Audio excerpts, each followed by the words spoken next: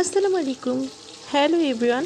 আজকে পাবদা মাছ দিয়ে বেগুনের একটা পাতলা ঝোল করব।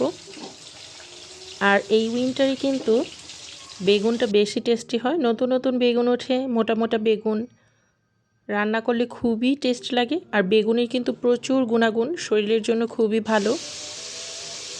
বেগুনটা রান্না করেছি একদম ডিফারেন্টভাবে। কাঁচামরিচ, আদা রসুন পেস্ট করে নিয়েছি একটু বেশি পানি দিয়ে। তারপর বেসিক যে মশলাগুলো আমরা ইউজ করি ওটাই দিয়েছি, তবে মশলার পরিমাণ একদম কম দিয়েছি আজকে বেগুনে, কারণ বেগুনটা কম মশলায়ও মাঝে মাঝে কিন্তু খুব টেস্ট লাগে খেতে।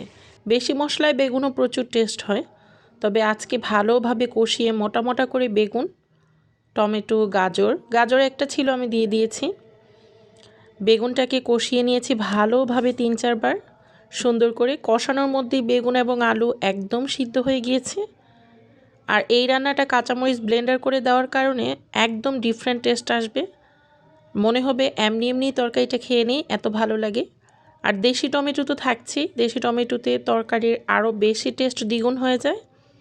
বেগুনের তরকারিটা আমি পানি দিয়ে দিয়েছি, মাখা মাখা ঝোল রেখেছি, পাতলা ঝোল রেখেছিলাম। তারপর মনে হলো পাবদা মাছটা ঝোলের মধ্যে ভেঙে যেতে পারে, একটু পাবদা মাছটারে এই কারণে ভেজে নিয়েছি হালকা করে, অত কড়া ভাজা হয়নি। আমি ভেজেই প্রথম পাবদা মাছ রান্না করছি। আমি সবসময় পাবদা মাছটাকে কাঁচা ভুনা করতে বা কাঁচা তরকারিতে দিতেই পছন্দ করি। আজকে ভেজে রান্নার পরে দেখলাম আসলেই অনেক টেস্ট হয়। আর তরকারিটা যেহেতু কাঁচামরিচ ব্লেন্ডার করে দিয়েছিলাম, এর জন্য টেস্টও মাশাআল্লাহ অনেক ভালো এসেছে।